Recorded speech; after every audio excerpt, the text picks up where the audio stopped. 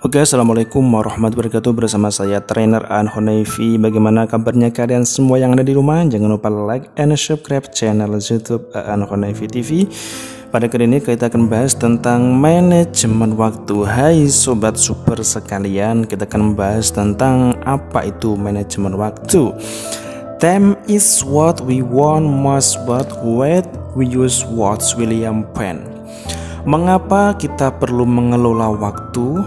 Yang pertama, waktu tidak bisa diulang, karena kalau waktu bisa diulang itu namanya bukan waktu, alias mimpi. Yang nomor dua, waktu ibarat pedang. Memang waktu itu membunuh kalian secara pelan-pelan. Jadi kalau kita malas, kalau kita berada di zona nyaman, kalau kita masih berada di dalam zona-zona di mana kita malas, di mana kita patah semangat, pesimis, maka waktu ibarat pedang akan membunuh secara pelan-pelan, meskipun kita tidak terasa, tetapi terasanya itu secara pelan-pelan. Maka dari itu waktu ibarat pedang. Yang nomor tiga, waktu adalah peluang. Ada kesempatan 1 menit untuk Anda. Contoh saat Anda mengikuti sebuah audisi atau interview ataupun wawancara. Waktu adalah peluang, karena dengan adanya waktu, dengan adanya kesempatan yang ada, kita bisa merubah nasib 1 menit ke depan. Anda bisa menjadi orang yang lebih sukses dan bahagia. Karena apa? Waktu adalah peluang bagi semua manusia. Ada orang yang beruntung, ada orang yang tidak beruntung. Itu termasuk dalam kategori waktu adalah peluang. Bagaimana cara efektif mengelola waktu? Mari kita akan bahas di selanjutnya. Yang pertama, harus membuat to-do list. Di dalam kehidupan orang-orang yang sudah sukses selalu mencatat berbagai macam aktivitas. Contoh hari ini hari Minggu, besok itu hari Senin. Maka di hari Senin kalian itu schedule atau jadwalnya itu harus ngapain saja. Semua sudah direncanakan, semua sudah di checklist, sudah ditulis besok mau ngapain aja. Itu kita sudah ada agenda untuk melakukan sebuah aktivitas. Maka dari itu tidak ada waktu yang terbuang sia-sia hanya untuk tidur-tiduran, main game, main PS dan lain sebagainya, atau mungkin hangout sama teman-teman. Karena kita sudah mempunyai waktu atau schedule tersendiri, di mana waktunya kerja ya kerja, waktunya liburan ya liburan. Itulah enaknya kalau kita bisa membuat to-do list menggunakan waktu. Yang nomor dua, kita harus membuat prioritas. Maka waktu sangatlah penting karena kita harus memprioritaskan sesuatu yang sangat penting bagi kita. Apa yang kita anggap penting, pekerjaan apa yang kita anggap sangat penting, kita prioritaskan dulu. Maka kalau kita bisa memprioritaskan waktu istimewa kita untuk melakukan sebuah tindakan, aktivitas atau kegiatan tertentu, kita akan dimudahkan untuk melakukan pekerjaan-pekerjaan lain yang lebih kecil. Maka dari itu kita harus bisa membuat atau menganalisa prioritas dalam dunia kerja yang paling utama itu apa. Selanjutnya yang nomor 3, melakukan penjadwalan, di mana kita harus bisa memanajemen waktu, menjadwal.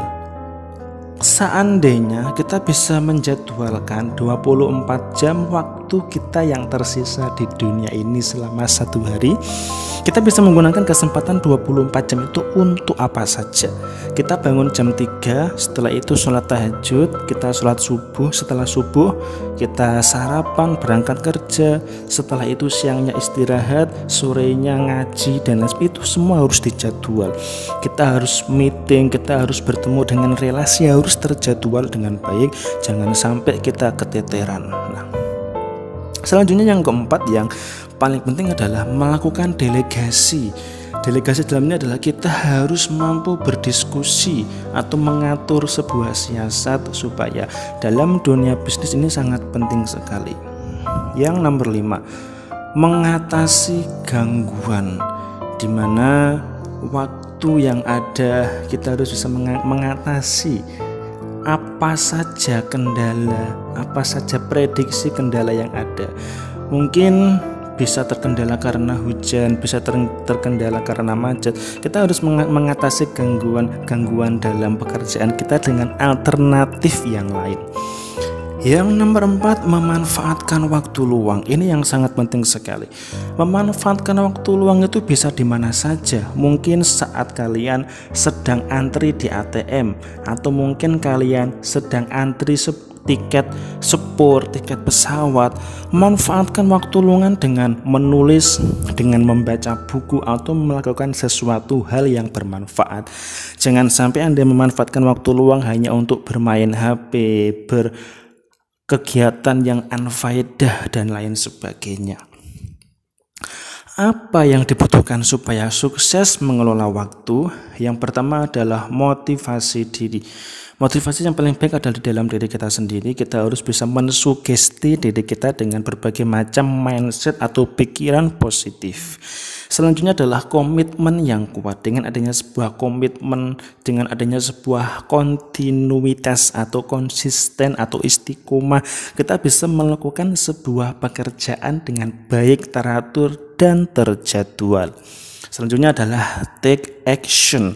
Tanpa adanya sebuah action atau aksi, Anda tidak bisa mencapai sebuah kesuksesan. Dengan adanya manfaat, kita diberikan waktu 24 jam, manfaatkanlah waktu itu dengan take action.